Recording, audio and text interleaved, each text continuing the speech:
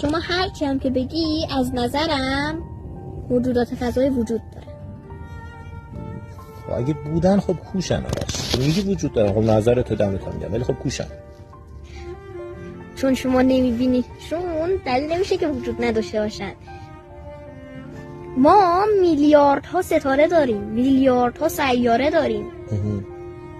خب حداقل 1000 تاش منطقتی رو دیگه باور میکنه دیگه که حداقل 1000 تاش که عددی هم نیست مثل زمین باشه. 1000 تاش. خب حالا اما اصلا دلیلی هم نداره که مثل داخل کارتونا مثلا یه آدم گنده سبز باشن با کله های گنده.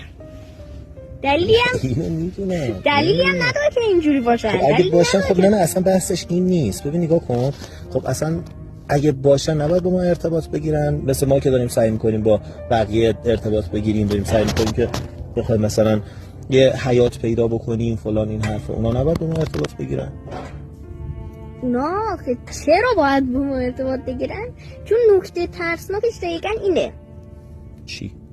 نزدیکترین DNA به ما میدونی چه موجودیه؟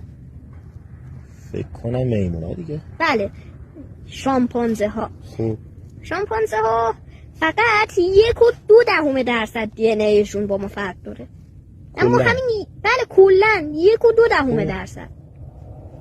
اما همین 1.2% باعث شدش که ما شهر بسازیم، خونه بسازیم، خب ماشین بسازیم، ربات بسازیم، خب گوشی بسازیم، درست، کامپیوتر بسازیم. خب حالا فرض کن یکی همین 1.2% از ما بالاتر باشه، ما براش مثل شامپانزه میمونیم. راستی که به این نکته توجه نکرده بودم. ما براش مثل شامپانزه میمونیم. چرا خب باید با ما ارتباط بگیره؟ راستی از این زاویه واقعا بهش دقت نکرده بودم. راست میگی، چه جالب. مرسی پسر.